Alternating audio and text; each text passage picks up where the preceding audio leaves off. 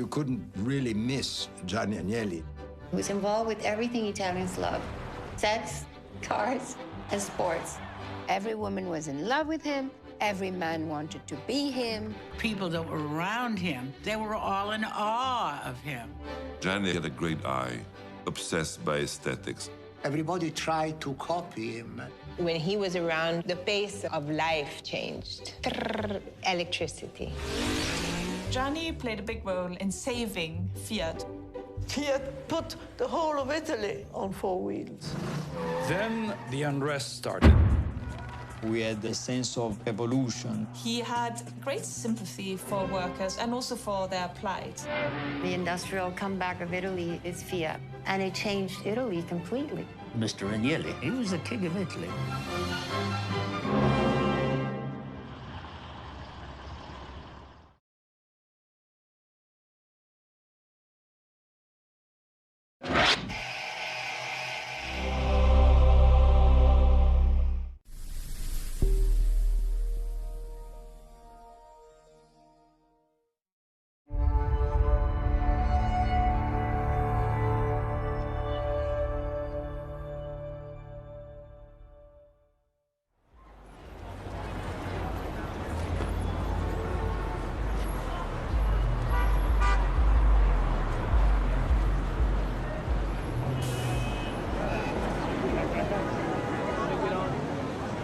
Are you aware of what's going down the street today? You know what's going on down the street? Yeah. You know there's a climate march going on down the street? You don't know. You know there's a climate march going on down the street? What is it? A climate march? No, I didn't. You don't know about that.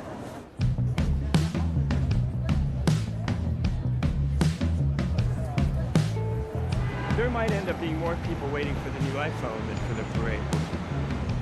And that's where the parade's going to be, and it's completely empty.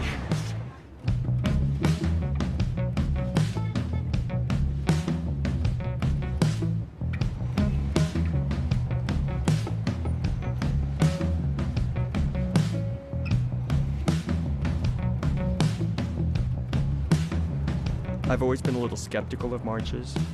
I feel like they're more for the marchers than anything else. I had no idea what it was going to be like. All I'd been told is that they were expecting about 40,000 people.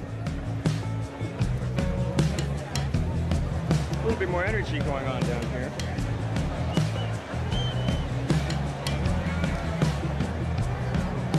I think there's more people than I thought there would be. Just touch the screen. Yeah, just touch the screen. Don't touch it. No, keep it this way. Oh, yeah.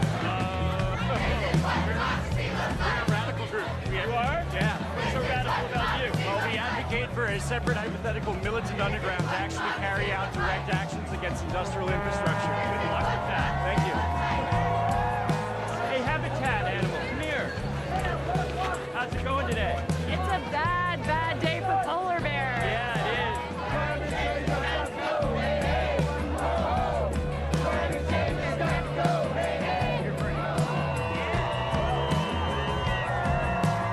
There's often a disconnect, like people say they're green, but they still drive everywhere. Yeah, and like me. And they make thousands of copies at work. Sandy was that wake-up call to us as New Yorkers to say climate change is actually a real issue that we have to deal with. Look who showed up at the climate march. Mark Ruffalo. Walmart, Google, Apple, Crayola, Johnson & Johnson. All of these companies have moved to 100% renewable energy, not because they necessarily care about climate change, although I think in their hearts they do, but because they see it's economically better for them.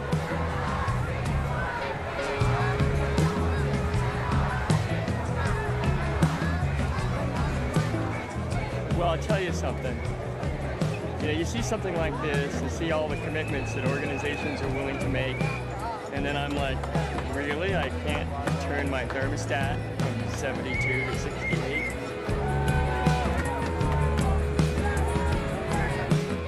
Close to 500,000 people wanting some action on climate change. The whole thing left me thinking about some very specific questions.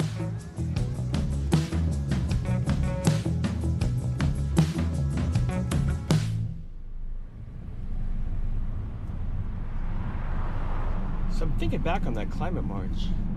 And the bottom line to me is that 400,000 people showed up and said, do something. I mean, it's oddly like celebratory in a way. I can't help but think that renewable energy, or the hope of it, is tied up in that somehow, because as far as I'm concerned, I don't know what else would give people a sense of hope, right? The question is, what about renewable energy? I mean, you hear a lot about, oh yeah, they promise of this and that, but honestly, can we make enough renewable energy to supply the world and replace fossil fuels? How would we do that? And will we do that? Most importantly, that's what I want to know. You know, there's a family angle to this business about energy. Like a lot of people, my grandfather, Charlie Redford, he struggled supporting his young family during the Depression. Eventually, he got an accounting job at Standard Oil, and 30 years later, he retired near the top of the Chevron corporate ladder. His son, Robert, my dad, took quite a different path. He started out working at the loading bays of the Standard Oil refinery, but his penchant for the arts took him in a whole other direction. The movies. And, well, that worked out pretty good. I'm Alexander Pierce. My father served in the 101st. But being in Hollywood was never going to be enough for my dad, or my mom for that matter. I grew up in a home with active and engaged parents, particularly when it came to the promise of solar energy. They even made an Academy Award-nominated short film about it. I'm very worried. Somebody do something. Don't look at me, man. Find more oil. One of the most important solar energy developments involves photovoltaic cells. So you'd think with this sort of pedigree that I would have an honorary degree in renewable energy, right? But the truth is, I don't. Luckily, I have a friend who's doing well with energy and environmental projects on the global markets. And in his spare time, he helps connect philanthropic capital to energy innovation.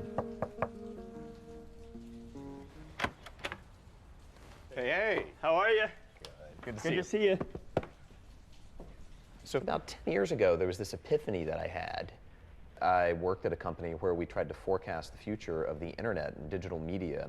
But then I realized that that's what the last 30 or 40 years had been about. Sort of the story of humanity was about the microprocessor and all the things that it enabled that changed our lives. But I felt like the next 30 or 40 years was about energy, because that's the lowest common denominator of every other resource. If you have infinite energy, you can boil the ocean and make water you can drink. If you have infinite energy, you can reconfigure the chemical bonds in a plant and make a fuel you can put in your car. So if we're going to scale the world for 11 billion people, energy is what it's about. What you just described to me is exactly what my problem is, because I just keep on bumping up against these uber realities. And it's too big. It's too big. So first and foremost, it sounds like you are not doing much and that you have energy paralysis. It's very hard to get excited and do something meaningful about something you can't see, right? You have never seen energy. What you have seen is the result of it. You've seen the car move. You've seen the light come on. Maybe it would be, for me, for my own edification, if you could take me on the journey of the lonely electron. The easiest way for me to think about this has been the analogy to water. So think of the electricity grid exactly like a set of water pipes. The amount of water that's flowing, right? The current is the size of the pipe. And then how much power we're delivering, how strong that motion is the pressure, how hard we're pushing that water. That's voltage. So if you want to think about electricity, moving electrons just like moving water, the size of the pipe is current, the force of the water is the voltage.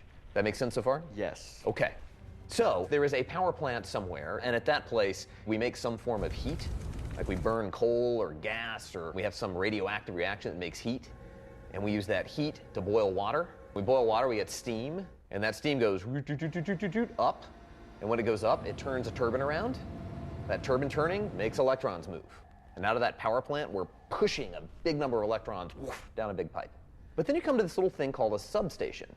And what happens at the substation is we take these really high voltages that are kind of dangerous, and we're going to step them down. So we're now pushing less electrons less hard than we did right out of the plant. And then that electron moves through the wires that go to your home. It goes out of the socket, through your phone, making the screen light up, then goes back in and whoosh, goes through the rest of the system. And by the way, you can actually do this. You can track it yourself. I am a trail runner, and the most instructive exercise for me to understand the power system was to find a power plant and then track the power line corridor where the transmission lines go and just start running. So off I went, just me and my phone camera.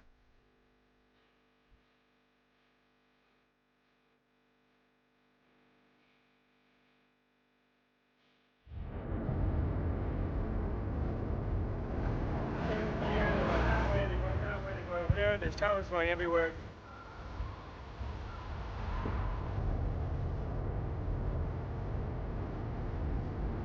Super trippy driving by the Chevron refinery. That's where my grandpa worked. And it's just so ugly. What do you mean you're looking for electricity? What is that about? I just thought I would try and figure out where the hell my electricity comes from. Can't you check your meter and find out that way? Well, but it doesn't say where the origin is. It doesn't tell you, like, literally where it's from. Wow, what an interesting little journey you're on. And incredibly boring. Pretty sleepy little town. I mean, it seems like it's holding its own economically. Probably because there is a power plant here, right? There it is. Here's my nearest power plant. The Pittsburgh Generating Station. I found it. Just a tangle of utility lines going over everything. It is suitably depressing.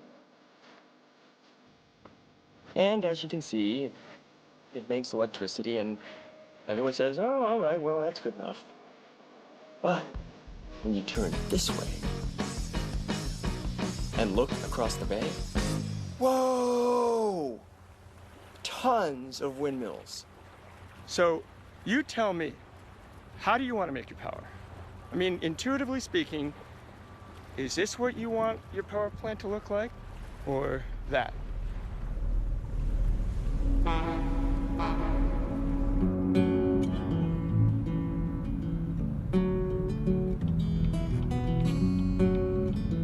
Holy shit, they're massive. Wow.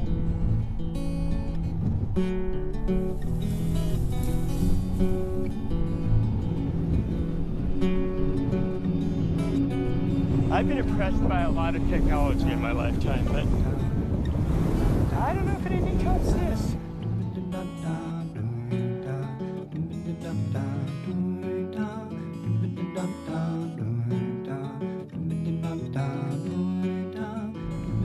Where are you?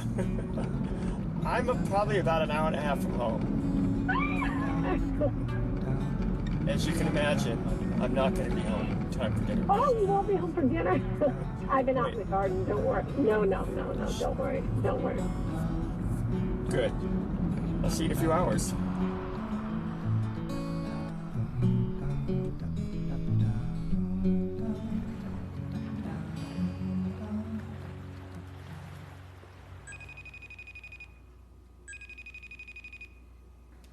Hey, Don. Hi, Leans. What's up? I'm thinking, when you come home, how about you come on a road trip with me to explore some renewable energy in the desert? What? Why would I go?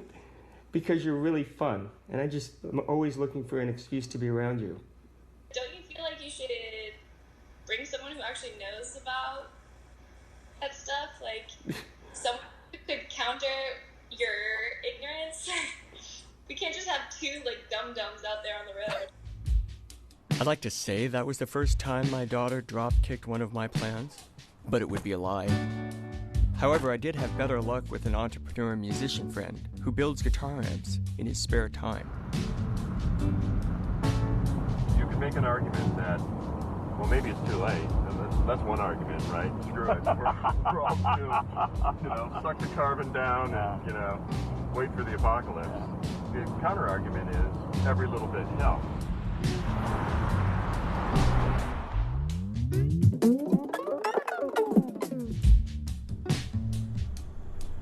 We're on the site of the world's largest commercial solar thermal facility.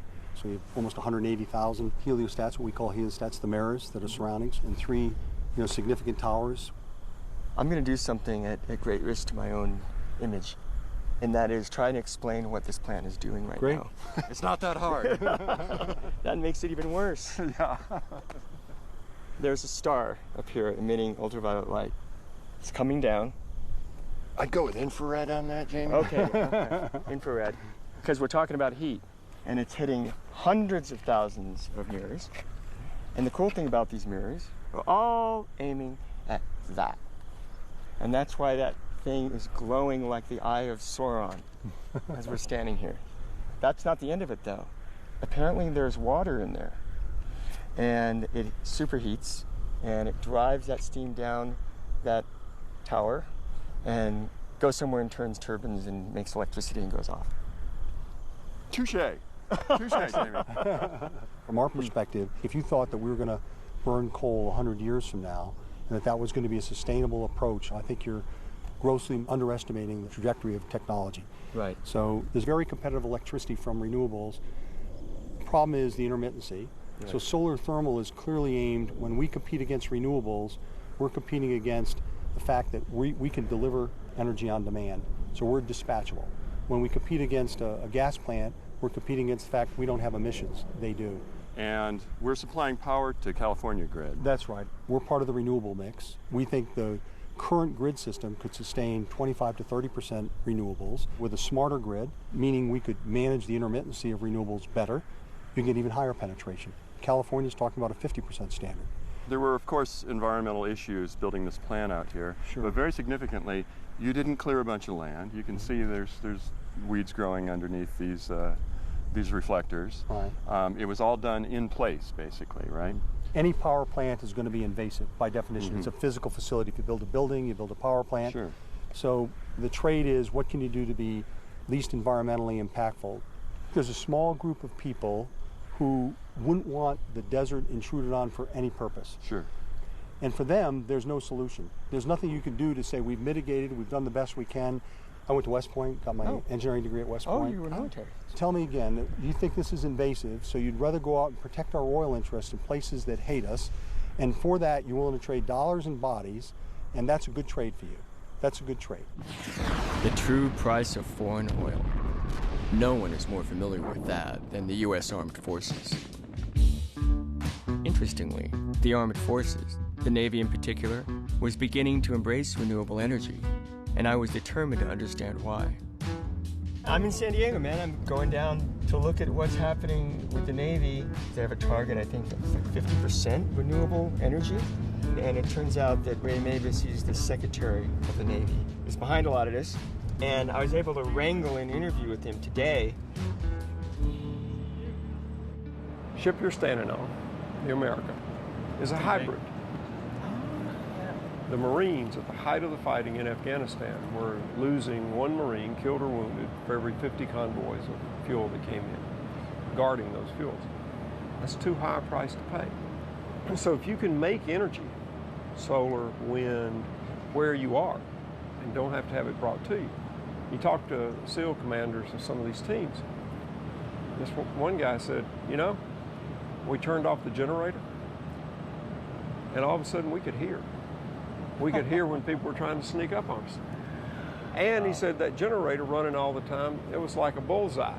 Come on over here. Yeah, we're here. This is where we are. Right. It makes us better fighters. Yeah. Now, it's got some great collateral. Lowers our carbon footprint. It makes us better stewards of the environment. The Department of Defense is the largest single user of fossil fuels in the world. Navy and Marine Corps, about 40% of that. By no later than 2020, at least half of all our energy, afloat and ashore, will come from non-fossil fuel sources. We're going to be there on shore, on our bases, by the end of this year. We'll be 5 years early. Yeah. No. We're a seagoing service, but we own 3.5 million acres of land, and we have 117,000 buildings. So we use a little bit of energy onshore too. But the next step is to do microgrids so that if something happens to the big grid, we can pull ourselves off and still do our military job. Welcome to Bridge, sir. Is this progress at risk of being rolled back by political process, or do you feel like that there's this sort of straight course moving forward? I hope and I believe that it's becoming the new normal. DOD put in its quadrennial defense review that energy was a national security priority. It's the whole of the federal government, but it's also America is changing the way it views energy. America is changing the way it uses energy. Was America really changing? As it turned out, the answer was hiding in plain sight, right in the middle of Central Texas.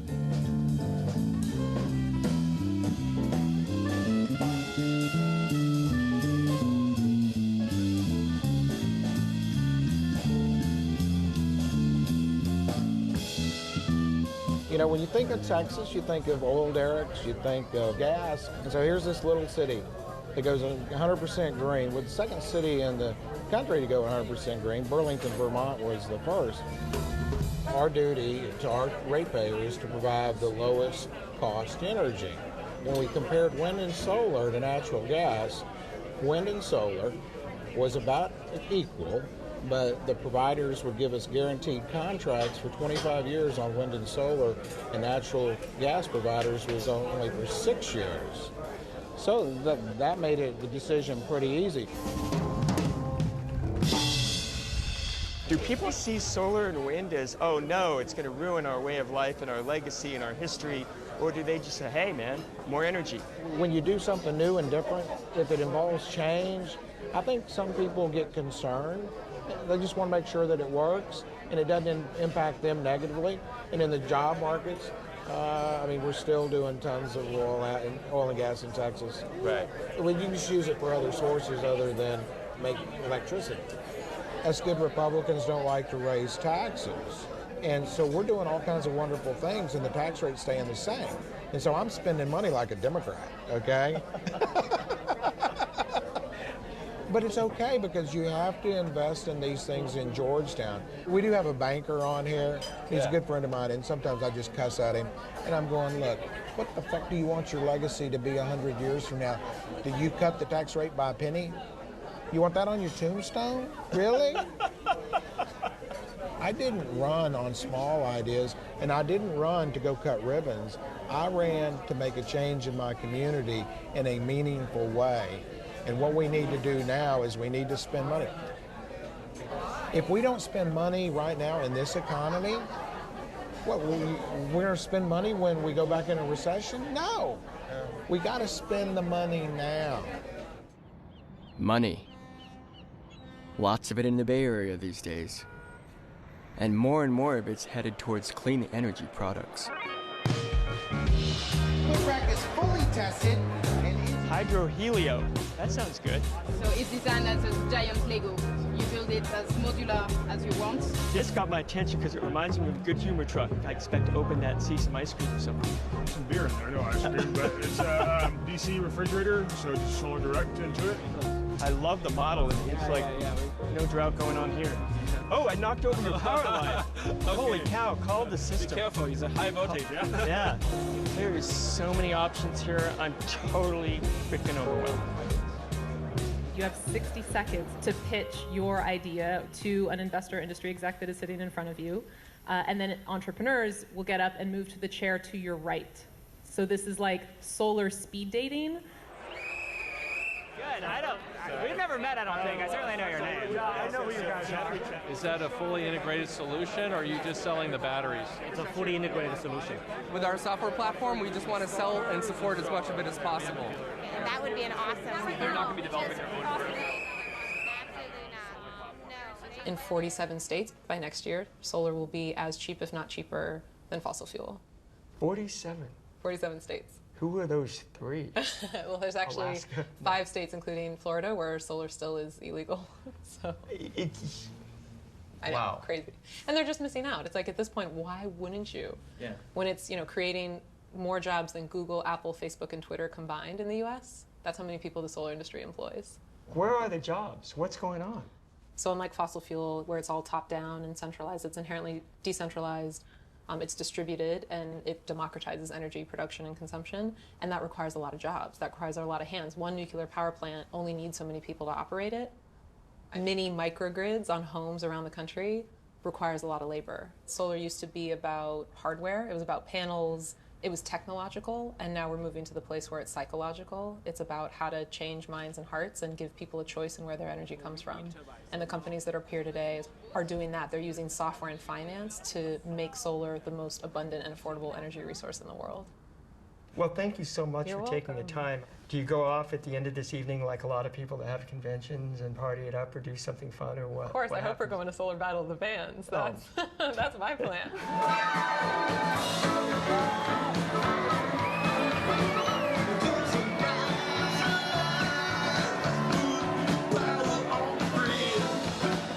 So clean energy products seem to be moving off the shelves at a good pace. But who is actually making these products and where? As it turned out, the largest solar panel manufacturing plant in the Western Hemisphere had just broken ground in Buffalo, New York.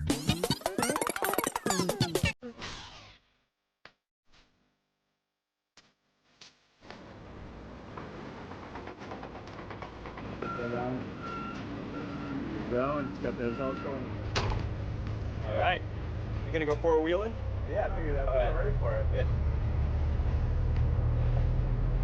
This 88-acre parcel is what will now host the Solar City panel manufacturing facility.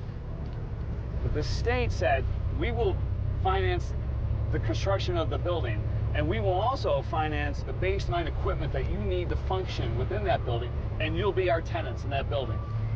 The Solar City said, what you've got going in Buffalo sounds great, but you're thinking about building a 225,000 square foot structure. We want to do a 1.2 million square foot structure. Almost overnight, Buffalo was made one of the centers of the solar industry in the United States, if not the world. When my parents were born and raised in the 30s, even with the Depression, Buffalo was a mighty industrial community. It had all the steel mills and all the other manufacturing facilities. They saw it all starting to fall apart. We really saw it fall apart. This facility will put more people to work, approximately 3,000 people, than the steel plant that once sat here that actually polluted the community, that we're still dealing with.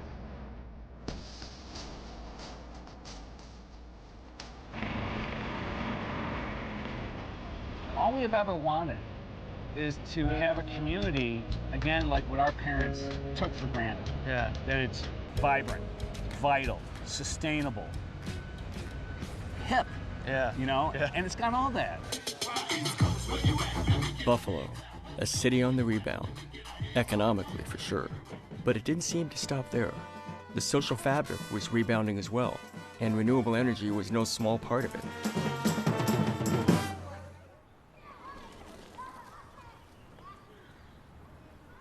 Push Buffalo. Basically, they're like about creating sort of energy independent, affordable housing. The idea being making their own power, they're conserving, making it affordable. So I gotta check with these folks. Well, PUSH stands for People United for Sustainable Housing. It came about in 2005. They are a nonprofit organization. What do you call this? This is basically a small area that we're taking care of, doing green infrastructure on the west side of Buffalo. Solar as a sector is killing the rest of the economy with job creation, so we know that there's potential there, and we want to bring that potential home to roost here in the neighborhood. We want that rebound to include everybody. What's your favorite thing? Banana. Ah. When did you start actually working on houses? So, yeah, I think right when the organization started, one of the co-founders bought a property in the neighborhood here. We actually put together some local tradespeople like Eddie, and put them to work on that first house that was purchased, kind of a volunteer brigade that rehabbed it on a shoestring budget. From there, we went after funding with our state affordable housing agencies, some charitable foundations. By the end of this year, we'll have 60 units of affordable housing occupied. As you see, the gutter system here runs down to our rain garden back here. And as you can see, we have solar panels on top of this house. And what you don't see is up under the paneling here, we have radiant floor heating, which will also help save money on your heating bills. The south face of the roof, there's a solar thermal system, and that provides all the domestic hot water in the house. So anytime Maxine draws water for a bath, that water has been preheated by the sun. It's very cool in here. Yes, the way it's made, we got radiant floors. Right, so that's what I gotta remember, like having a floor that's got like mild or just sort of 60-degree water will keep it from getting too cold in the winter, but in the summer, that's gonna keep you cool. Yes. It goes both ways. Yes. So does it take much from you? Do you have to do anything, or are they just sort of doing their own thing on your roof, the solar panels? They do. I don't have to do nothing. Does the electricity from those panels go into the grid? It flows into the grid, and basically the amount that flows is kind of set against the amount that Maxine would consume, and if her system produces more than she uses, then she'll get a credit on her bill. So what do you hear from the neighbors? They want to know about it. Tell them how to get involved, because change just doesn't happen. It takes a process. You got to work at it, and push is working hard, forming relationships to get things changed. The state's committed to this transition, and we want to make sure that the people are leading that, and that they have ownership opportunities, that they have ways to redistribute those economic benefits, the environmental benefits right in their neighborhood. Some people might be surprised that Buffalo is now a player in the new energy economy. But it's not as surprising as you might think. If you drive 20 minutes north, you'll see a network of Canadian and American power plants making clean energy from moving water. 5 million cubic feet every 60 seconds. If you look at the word renewable and generating power, the one that's killing it is the one that's been killing it all along. Hydroelectric power.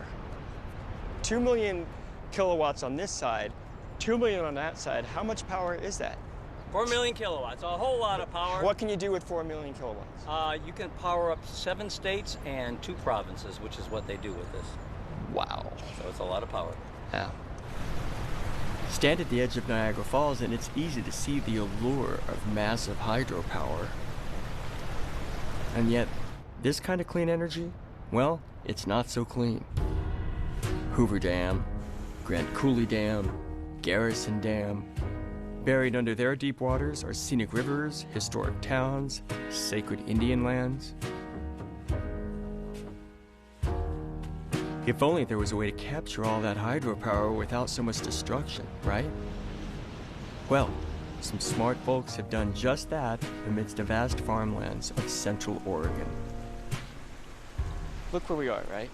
I mean, if I was cruising down this road and I went by this building, I would say, flow control, overflow building, maybe some water quality monitoring station. I would have no idea that that's generating energy. Yeah, and that's kind of, maybe not the whole point, but one of the points, to take this existing infrastructure. So one important piece to understand, of course, is that the water that you see coming over that concrete drop right there, that is the original irrigation canal drop structure. So if you wipe away the building itself, basically that channel, continuing all the way downstream, has been here again for something like 7 or 8 decades. The design objective that we have is to basically be able to come in, put some power capture on these existing drops, but do so in a way that, doesn't really disturb the landscape, that someone just driving by would not necessarily have to know per se that something had really changed on the canal in any particular way. Our father had the idea that making ecologically sustainable hydro is something that everyone can get behind. He was a sailor and a pilot, and he had this idea of what if we could create a hydropower turbine that uses the same kind of concepts that we use in sailing, where you can scale to really large power with low pressure flow?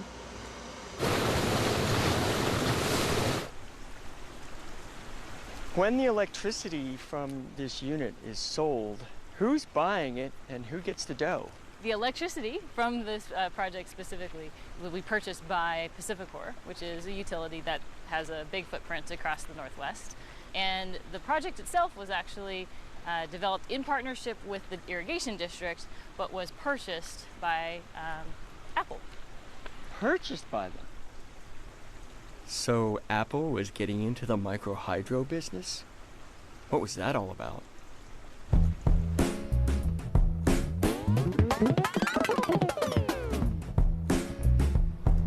The Apple Data Center in the middle of eastern Oregon. When you think of the iCloud, this is where it all happens. So tell me, in the grand scheme of things, where is Apple with how much renewable energy it uses? So in the United States, every facility that we have, every Apple facility, is 100% renewably powered. Around the world... Wait a minute. Every store? Every store in the United States, every office building that we have, of course, our big complex, our home in Cupertino, but also in Elk Grove, California, in Austin, Texas, 100% renewably powered. And then our 4 data centers, also 100%. And around the world, we're 87% renewably powered. You were at the Natal site, so you know that we don't stop at the conventionally available sources of energy. We could buy, and we do buy, wind power from the grid here in Oregon. Right. And that's great. And we actually buy solar in California, and that's great.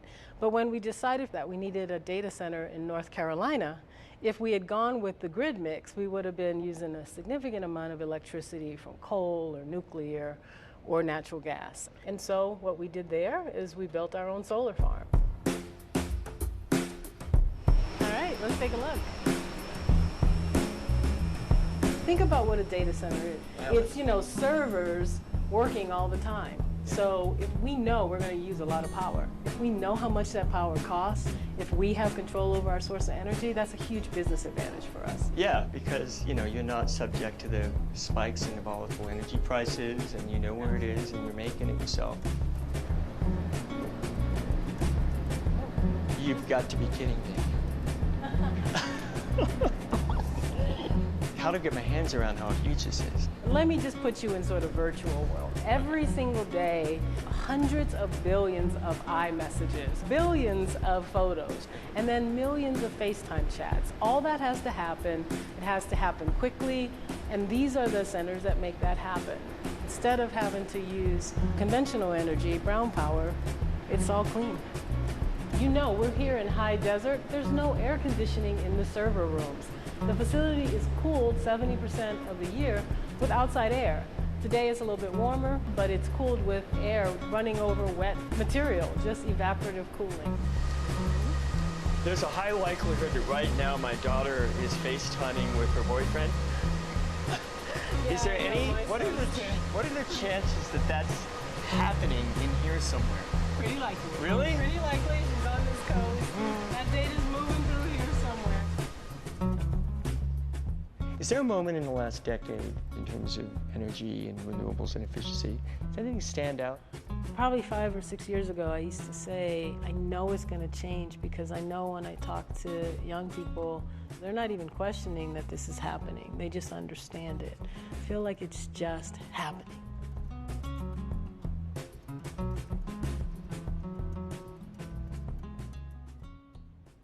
Okay, well, full disclosure here.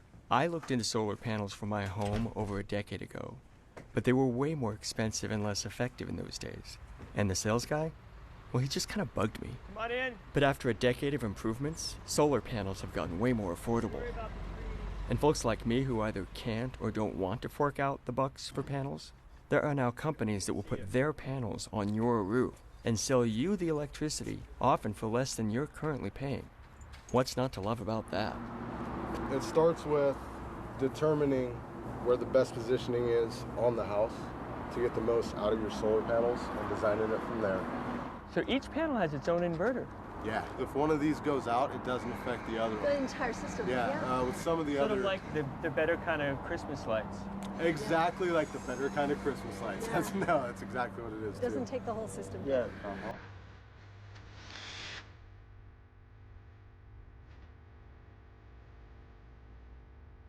Here I have the smart charger. Is that charger actually accessing the solar charged electrons from my roof? Essentially, once your system is active, we are feeding your house with solar power. So your car charger will be feeding off of that, and your house will be feeding off of that. I'm driving a solar powered car. Oh, cool. That works.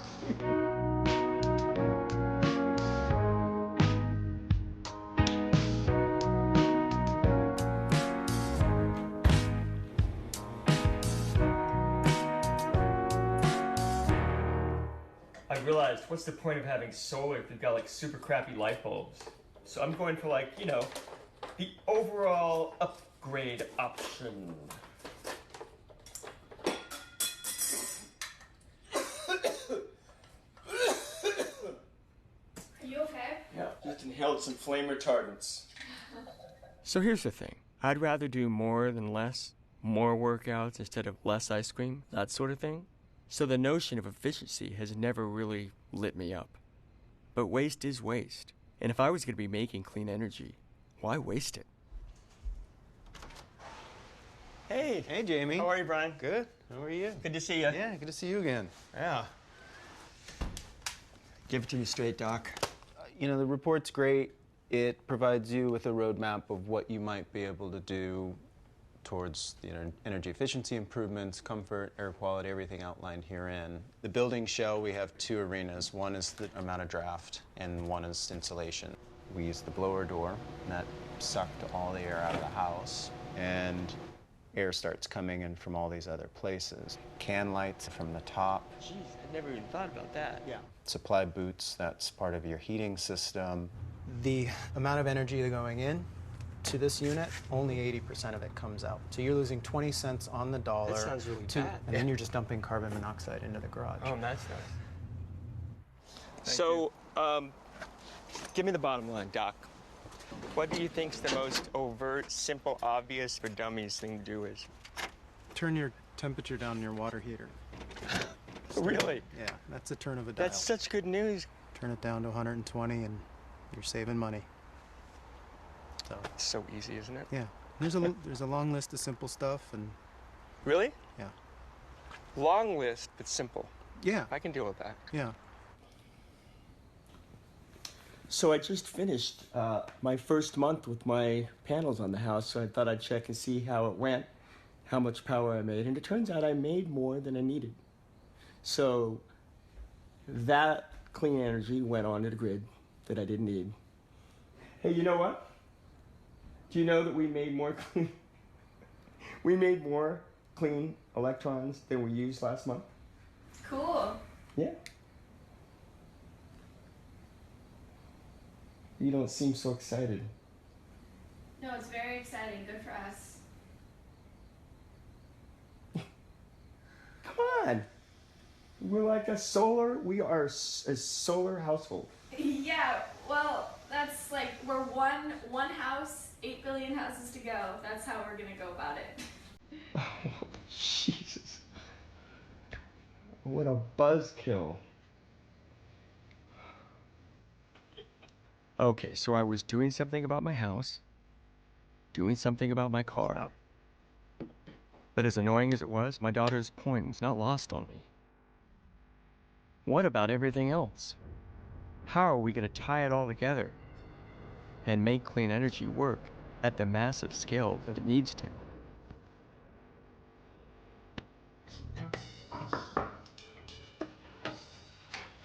What's here, Jamie? The cavalry has arrived. How you doing? I don't know, man. I don't really understand how we're ever, I see how we're scaling up the panels, the centralized, the micro hydro. But in terms of our everyday life, what is the key to being 100% renewable on the grid then? What components are missing right now that need to happen? To be 100% renewable? Yeah. Energy storage is an imperative. That has to happen. No way around it. It's weird. We have storage for like every form of commodity. We don't go out and pick every afternoon precisely the number of ears of corn that will be eaten that night. We have silos. Yes. You know, and we don't expect the rain to fall in precisely the amount needed for you to shower tomorrow morning. You know, we have reservoirs. Yes. We don't do that for energy, for electricity at least, because it's super, super, super expensive.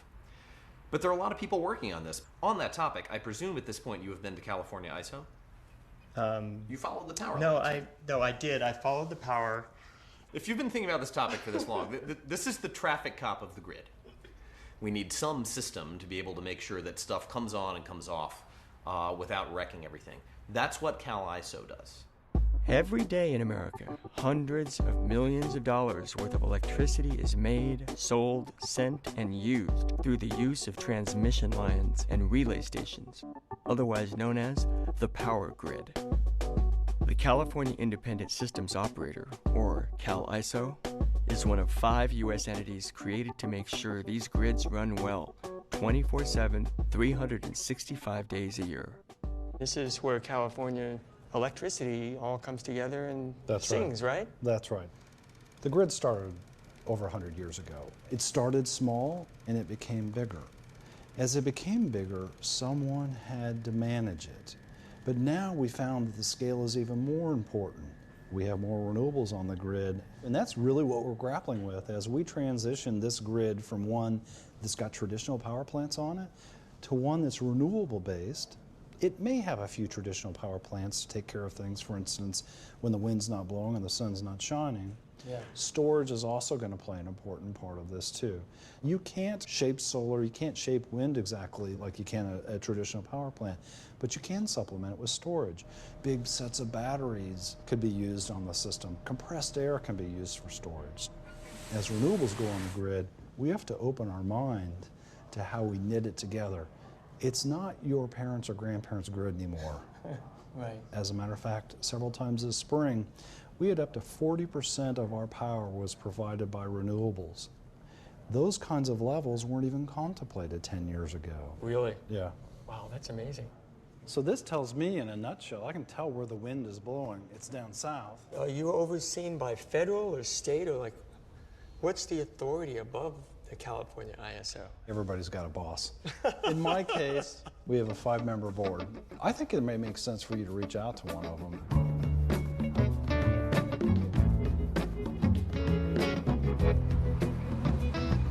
Are you Angelina? Yes, I am. Oh, great. Always. It took me ages to even find out about the ISO. Why does it seem so little known? I'm puzzled. I mean, it's a huge organization. Means we're doing a good job. The grid is operating well. There's no outages, and you don't know that the grid is there. I detect an accent. I was born in Bulgaria. I became interested in energy early on. I had the fortune of living in Africa when I was very young. Grew up with very little electricity or very unreliable electricity where there was electricity. We returned back to Bulgaria. That was another interesting perception in terms of energy and how energy can form your future. There was a Chernobyl accident.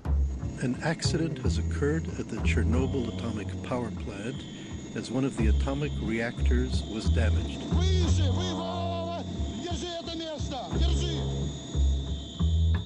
One of the things you hear about the argument for nuclear is people say, well, look, we've got to get a lot more energy out into the world in order to meet the demands of humanity, and we're never going to get that amount of energy created unless we go nuclear.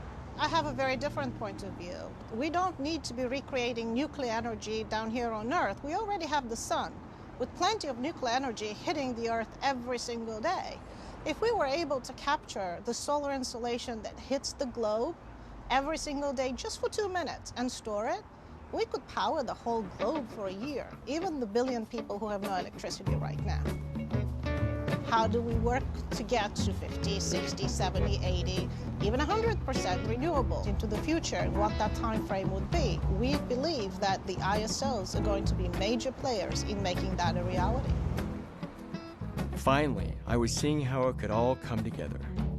But I'd forgotten about one little thing. politics. It's no secret that folks here in our valley are fuming over the latest change with solar rates. They feel cheated after making an investment in solar energy. And today, hundreds of those people made a very clear point about it. The original decision calls for an increased service charge for rooftop solar users, as well as a reduction in the amount of money homeowners are reimbursed for excess power produced by their solar arrays. Right now, people who generate solar energy get reimbursed by NV Energy for what they don't use at about 11 cents a kilowatt hour. That could go down as far as 4 cents a kilowatt hour. I'm here to speak on behalf of 31,650 petitioners who are petitioning the Commission to retain the current rate structure. We want solar! We want solar! Raise your hand if you have rooftop solar. Raise your hand if you're here as part of an environmental organization. We have paid money in order to do what they wanted us to do, and that was to go alternative energy and go rooftop solar. When are folks in here afraid this is going to start hitting their pocketbooks directly? Right away? It's not the basic fee that we care about, it's the net metering fee. It's what we get for producing them power. I spent $48,000 of my own money on a solar power system, no subsidies, and we got the PUC, three stooges, not elected but appointed by the governor, that are deciding the fate for the entire state. They're basically ripping us off. I think this is grand theft in my opinion. 17,255 people have had their systems commissioned. If you give them each 3 minutes and you allow a half a minute for them to switch seats, that's 60,000 minutes, 1,000 hours, 25 weeks. Well, you would have to listen to people who really don't like what you're doing. I don't know whether this is cowardice or convenience, but frankly, it's not leadership. They're not going to be able to sell these homes. With all these tariffs and rate increases that are going on, nobody's going to want to buy their homes for 20 years. So they're stuck with these homes. With these actions, hundreds of jobs are lost. I don't know how many thousands of dollars these people, millions of dollars these people, all of that is done with your actions. There's a big plaque that says this is a green energy building. And you have special parking for hybrid cars. You are hypocrites. This is hypocritical. Hello, Commissioners. My name is Mark Ruffalo, and I'm coming from New York State as an advocate for solar. It's a shame that you are on that screen and not here today, because outside of this building, and you should really feel the energy here, there's 1,000 workers out there. You are the Public Utility Commission. Public, that's first. And the actions you're taking today are taking from the mouths of the people and giving it to a single monopoly utility. So I take offense, and I'll take notice to all of the comments about we don't know what we're doing, we didn't do our homework. This commission has been working tirelessly, not to penalize people or favor one technology over the other, but to create a path forward for rooftop solar in this state that treats all ratepayers fairly. Thank you. That concludes my questions. Commissioner Burtenshaw, do you have any? I don't. Hearing no additional questions, Commissioner Noble, do you have a motion? I would move that we deny the motions and issue the order as memorialized in the proposed order, along with the changes that were discussed today. Do I have a second? Second. All those in favor say aye. Aye. Aye. The motion carries. And that brings us to agenda item 3A. Just about 5-10 minutes ago, the PUC voted to uphold the solar rate hike they had previously passed. This after opponents came out en masse today. Well, the verdict was in, and 20,000 existing solar customers in Nevada were officially screwed. It seemed like people were too disappointed to say much. Except for one woman, Debbie Dooley, founder of the politically conservative Green Tea Party. From state to state to state, I hear the same talking points. Non-solar users are subsidizing solar users. That is totally ridiculous. I'm a conservative. I'm appalled that fellow conservatives are hypocrites when it comes to free market principles. They're willing to throw principles out the window for the sake of protecting their financial dollars. We've always led, but on energy, we're falling behind because a lot of people are still entrenched in the technologies of the past that pollute the earth. For more than a century, Nevada Energy has been Nevada's only utility provider. In fact, Nevada's state constitution grants Nevada Energy the right to operate as a monopoly. By providing consumers a way to make their own clean power, the rooftop solar industry had found a way to compete in spite of that. Yet the Commission's recent ruling seemed specifically designed to bring the rooftop solar industry to a screeching halt.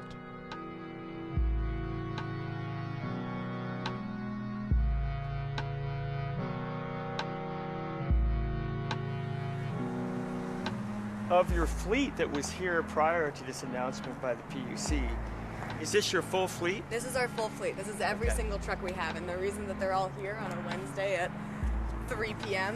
is that we're not doing any installs. Everything has completely shut down.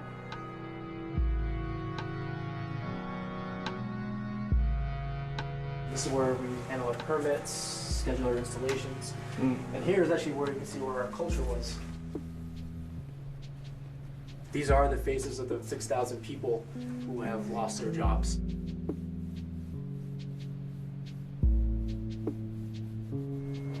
I've personally been part of training over 150 people, and now, I mean, this is it.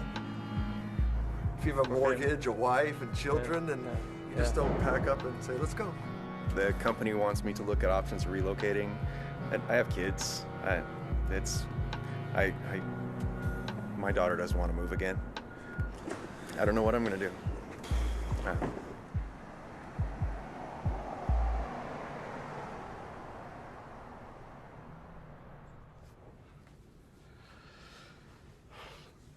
I'm telling you, when you see up close and personal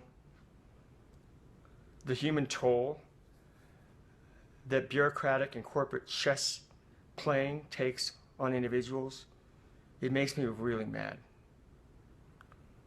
This is yet another example of the interest of the mighty against the interest of the many. And that's upsetting to me. Because you know what? Those kinds of situations don't change without amendments, without congressional action, without Supreme Court victories. You can't innovate your way out of the bullshit that I witnessed today. It's going to take a fight. It's just too bad.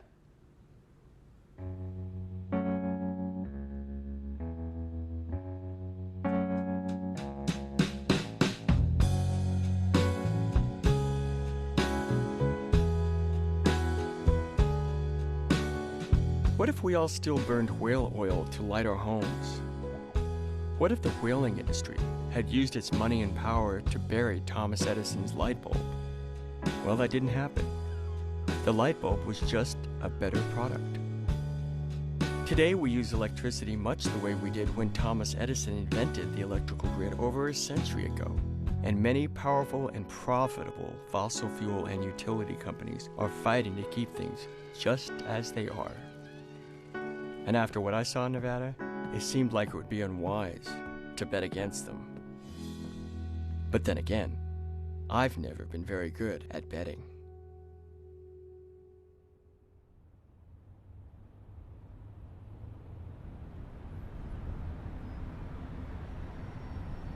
New at 6, solar companies and solar customers are watching the state capitol this week as they debate the future of a number of green energy bills. Bill 405 would bring back those net metering credits to 95% of what they were when the industry was at its peak. So, just last week, I bumped into one of my advisors who's like, Jamie, have you been following what's going on in Nevada? And I was like, oh God, no, now what? And he's like, no. All these bills are going through both the Senate and the Assembly in Nevada, and they're all these pro-clean energy bills. Needless to say, I'm blown away to the point of almost confused, because this is a 180-degree shift since last year.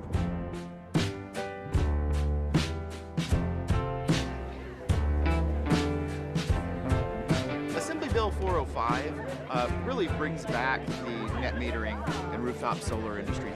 What it does is Now's the time to do it. Sí, estamos aquí, una coalición de organizaciones. It's a fantastic day. It really is. It feels so great to be coming and speaking and going and coming, and then to finally have things to celebrate.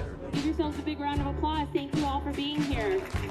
Good morning. Today is a historic milestone for the Silver State. The Nevada legislature passed the solar triple crown of energy bills, AB 206, SB 392, AB 405. The last week, there's been a tremendous activity in the Nevada legislature with renewable energy bills. Could you walk me through that from your point of view? I started the first net metering company here in the state almost 20 years ago. I got very familiar with how the process works with the Public Utilities Commission and this legislature. And when I saw what happened, I'd moved on and been working in the utility world and doing things like that. But I've dropped everything and decided to run for office because I felt that it needed to be fixed in the legislature. And so Assembly Bill 405, which was one of the bills that I worked on, it is a net metering rooftop solar bill. And what it did is it restored some rates and it put into place a renewable energy consumer's Bill of Rights. We passed that out of the Senate and we'll send it to the governor to see if he can sign it. We urge Governor Sandoval to support these measures and bring renewables back to the state. You know, recently I was in another state and introduced myself, someone from Nevada, and one of the people in the group commented, "What in the world were you all thinking?" referring to the PUC ruling in December. And I said to them at that time, we're going to go back in 2017 and we're going to fix it. And guess what? We came back in 2017 and we fixed it. We have more sunshine in Nevada than they have heat and hell. And it's a sin if we don't do something with it. I mean, really?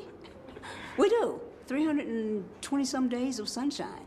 So was there a public outcry after the Utility Commission decision? I mean, does the average Nevadan even know about any of this?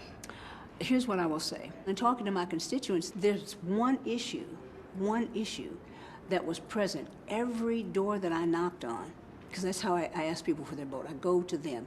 Every door I knocked on, every one of them, energy. Why don't we have solar? There are more people who are concerned about what we're leaving to our children and our grandchildren. There are more people who are concerned about the economic disadvantage of being on the grid. And the more that happens and as the adoption rate increases, more people say, I want it. Expanding investments in renewable energy, Nevada has the potential to bring billions of dollars to the state's economy and create tens of thousands of additional jobs by 2030. I think that our state is uniquely positioned to take advantage of renewable energy. I mean, just the amount of land we have, the amount of sunshine we have, the resources, the transmission. I mean, we are in a great position to take advantage of those things. So when you start making the argument that it's an economic model, that shifts the conversation to where a lot more maybe traditional Republicans can certainly get on board. Have you seen evidence of this growth in renewables being very real here in Nevada in terms of economic activity? We'll have the most electrified highway system in the nation here shortly, meaning that you will not have to worry about where you can plug in your vehicle if it's an electric vehicle. From here to all through the rurals, all the way to Las Vegas. And that's in partnership with Tesla, it's in partnership with other folks. And I think at this point in the game, markets are driving us and companies are demanding the need for renewables. They want to be green. The session ended at midnight last night, and I see in Reuters and Forbes and in some industry mags Tesla and Sunrun and others are hiring and have announced that they're back in Nevada and they're doing business. And so that is, as a legislator and as a Nevadan and a business person, I can't think of a better outcome. It's time for Governor Sandoval to sign the solar triple crown of solar bills. Let's reclaim Nevada's rightful place as a clean energy powerhouse.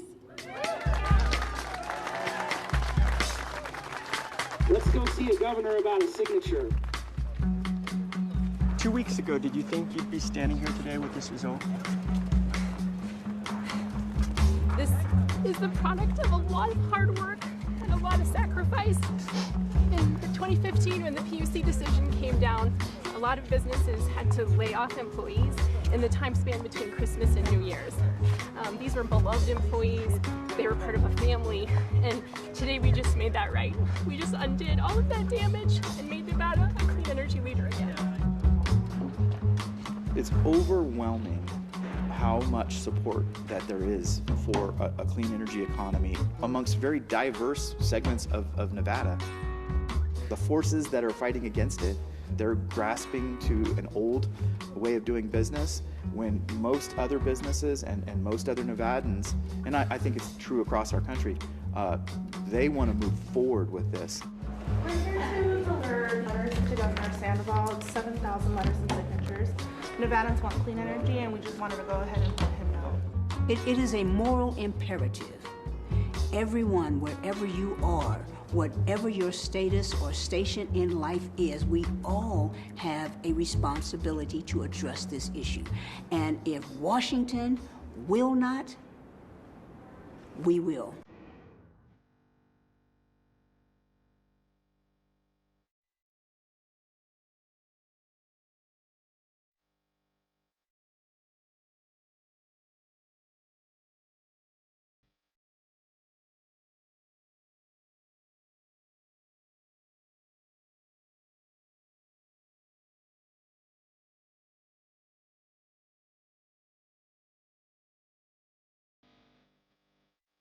You know, I've been thinking back on that climate march.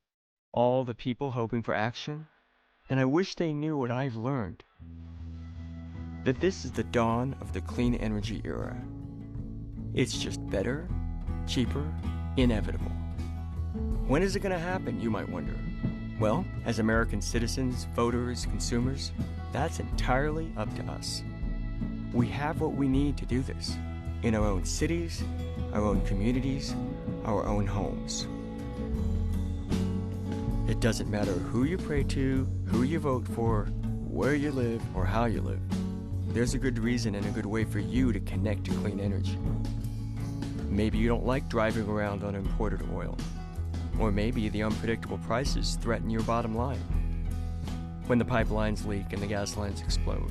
It always seems to happen in our struggling communities. And maybe you've seen that happen in yours. Or maybe you accept the science of climate change. And maybe you know that burning fossil fuels sickens over 2 million Americans a year, with our children taking the biggest hit. Or hey, maybe you just like the latest technology. You see, there's a story for everyone. A story that will make you want to do something. And the sooner that happens, the better for all of us.